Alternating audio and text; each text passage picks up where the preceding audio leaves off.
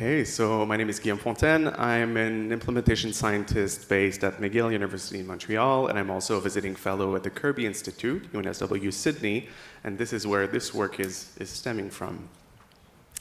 So I'll be presenting on the impact theory of the Australian National Point-of-Care Testing Program for hepatitis C, some of the preliminary findings. Here are my disclosures. So a bit of context, I'm sure that most of you are aware of the Australian hepatitis C point-of-care testing program by this point, but testing is performed across more than 350 sites, services nationally as of now. It includes a wide range of components, includes HCV antibody testing, RNA testing, HIV, and HBV point-of-care testing as well. And as of last month, over 31,000 tests were performed in the context of the national program. So the objective of this study, and bear with me because this presentation is a bit more conceptual in nature, right? Implementation science for you, for those of you who are not familiar, it's going to be an introduction.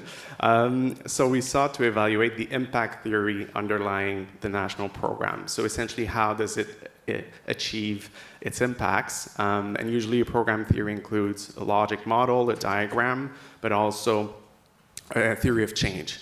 So a rationale and explicits the assumptions underlying the program to see essentially how it works. So in this presentation, I'll be addressing the first two research questions that we had. So what are the barriers and enablers to the implementation of the program? And also what are the implementation strategies that are used within the program to promote the initial adoption and sustained use of point-of-care testing? We use different implementation science tools, two of which are the Consolidated Framework for Implementation Research, the most widely used determinant framework in implementation science to assess barriers and facilitators to implementation. And we also use the ERIC Implementation Strategy Taxonomy, which presents 73 different implementation strategies in 9 groups to identify what are the strategies to support implementation. So the different steps that we took in the study, first step was doing a comprehensive review of all the documentation of the program. So we coded 28 protocols, operating procedures, training materials using those frameworks. We then coded 115 meetings, a lot of meetings, of all committees of the national program, the site implementation forums, the implementation committees, to essentially look at what were the barriers that emerged over the course of implementation, and also what were the strategies initially, and some of those that were proposed later. We then did 28 interviews with 30 national stakeholders in the context of the program, so with community, government, policy, industry, providers, and research stakeholders. And the last step is yet to occur, but we're going to do focus groups to validate findings. So the CFIR is essentially a framework that's well suited to looking at complex programs because it includes factors at 5 different levels. So we can look at barriers and facilitators related to the individuals of people that are involved in the program, factors related to the innovation, point-of-care testing in itself, factors related to the inner setting, the site setting specific context, the outer setting, the national health system, Australian context, and the implementation process in itself. So if we look at all of the barriers and facilitators and factors influencing the implementation of the national program that were coded, we can delineate 5 groups. So you can see that most factors that were influencing the implementation of the national program are those at a site or setting level. I'll speak a bit more about those. And then you have factors as a second largest group related to the outer setting, the national health system context and policy context. You have factors related to point-of-care testing in itself in orange, factors related to individuals, so the roles of people, the leaders in the national program, and so on. And then you have also factors, barriers, and facilitators related to the research and implementation process as well. So I won't be speaking about all of that because it's a lot. There are 67 constructs, so I'll just be highlighting a few things that are interesting. So in terms of innovation factors, factors related to point-of-care testing in itself, the first one that includes some major enablers was the impact of point-of-care testing on the speed, efficiency, on testing and treatment rates compared to standard of care. It was perceived as a major facilitator to implementation of the program, consumer preferences for point-of-care testing over standard of care, mixed evidence about cost effectiveness from early stages acted as kind of a mixed factor for this specific construct. If we're looking at another one, so the adaptability of point-of-care testing was perceived as a strength as well. So the possibility to integrate point-of-care testing in different settings across population groups as well. Adaptability of testing protocols, so combining antibody and RNA point-of-care testing was perceived as a strength in this construct as well. In terms of complexity, this was a bit more of a barrier, so different barriers related to the complexity of point-of-care testing or the processes that are related to point-of-care testing. Sometimes, for instance, the mobility of the machine, the quality assurance process, and so on. But it doesn't mean that those are not surmountable. So some of the key findings for inter-setting factors, so factors at the site or setting level. Major enablers were the alignment of the national program and HCV point-of-care testing with organizational priorities in settings that decided to embark on in the program, and also with state hepatitis strategies. Some barriers for the structural characteristics of the organization, including some challenges around connectivity, IT infrastructure to transmit the results of point-of-care testing in the broader public health or laboratory infrastructure. There were also sometimes some challenges regarding the physical infrastructure of the setting to have space for the machine or proper space to do the testing in itself. But you also had, within work infrastructure, some settings that had a lot of flexibility in terms of the roles for point-of-care testing, and some roles dedicated to hepatitis C, and this was perceived as a major facilitator. Some examples in this construct. For another construct, so the access to knowledge and information at a site setting level, major enablers were the quality and the reputation of the operator training program, which was really perceived as a major strength enabling quality testing, and also the availability of technical support and troubleshooting. But there were some minor barriers around the fragmentation of the operator training program, sometimes not enabling flexibility. And quickly, in the end, some barriers relating to available resources at the site level included lack of funding for financial incentives, for instance. But I'll pass quickly on those.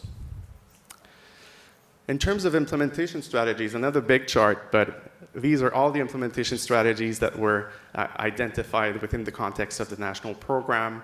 Essentially, you can see in dark green that a lot of strategies were related to adapting and tailoring point-of-care testing to the local context, in terms of sites choosing where and when to do point-of-care testing. A lot of strategies related to training and educating clinicians, for instance, through a learning collaborative / community of practice. I think some of the most interesting strategies, though, are the ones in light green. So strategies related to developing the stakeholder interrelationships. So through the community of practice, capturing and sharing local knowledge around problems that are arising for point-of-care testing and solutions that were effective in other sites. Also identifying early adopters, promoting as well the use of network weaving, so promoting relationships between different sites as well, using advisory boards and work groups. A lot of strategies related to changing the IT, physical, and work infrastructure within sites. And in pink as well, strategies related to evaluating, re-examining for optimal implementation. One of the key ones, I think, is also staging implementation scale-up. So sites were open progressively, enabling, minimizing the risk of things going not so well. So a few take-home messages for the key factors influencing implementation. I think one of the key factors is really tailoring, what's enabled the success is tailoring HCV point-of-care testing to various settings in terms of where and when, ensuring compatibility with existing workflows at a site level appears to be crucial for sustainability. Also, effective communication with sites and relations matter a lot within the context of a large program like that. Clear communication, fostering excellent interpersonal, inter-organizational relationships as well is critical, leveraging enthusiasm at a site level to enhance engagement. Also, we need to overcome inner and outer setting factors and barriers related to workforce, but a range of other factors as well. Having cultural, contextual sensitivity in the context of the program, addressing stigma, building trust, consumer-centeredness can minimize some of those barriers.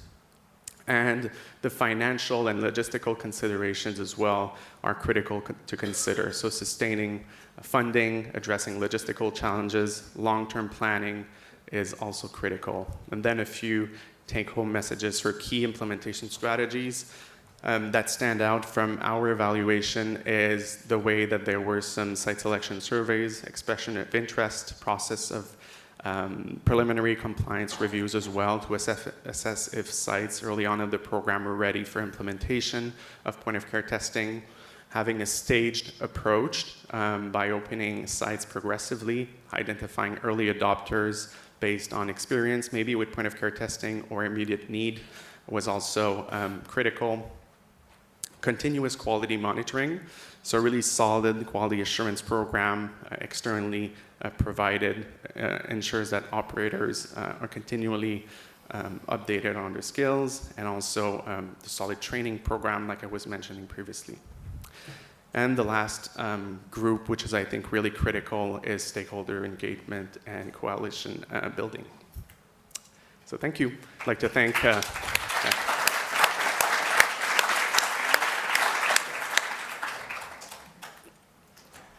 Any questions from the audience?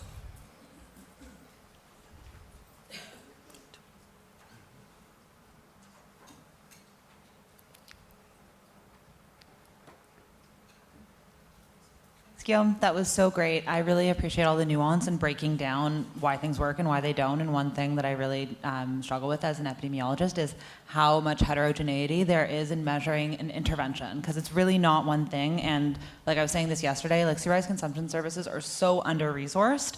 So when we look at how well they work, it's like you need to consider all these factors. So my question for you is, if you were to do this same study in a place that is experiencing like a fentanyl crisis, which is in Australia, right? Do you think that you'd be able to offer, because I know some of the testing sites are also like drug sites, do you think you'd be able to offer this intervention in the same way, or how do you think that plays into our ability to do testing? That's a good question. I mean, honestly, it's potentially, but yeah. It's difficult to answer from the results of this study, I would say, at this stage. Yeah, so let's circle back to that. Sorry. We have another question over here. Yep.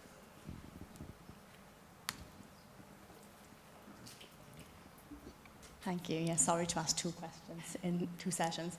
I was just wondering, who decides to implement the services? Is it the services who contact yourselves to implement the services, or are you tasked with going to specific sites to try to implement these services, and how do you find the implementation process?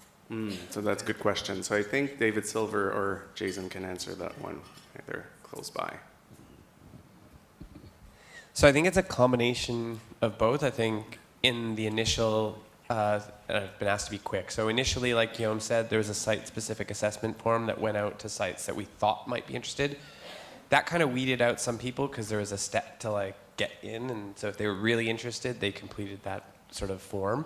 And then other people are like, you know, Beck's program, the See No More program, doing stuff in community corrections. They already had a program that was existing, and then kind of contacted us, and people came along on the journey over time. So I think it was a combination of sites reaching out to us with some early proactive going to the sort of leaders, people like Alex Wade and other people that are in the audience here actually. So it was a combination of both, yeah.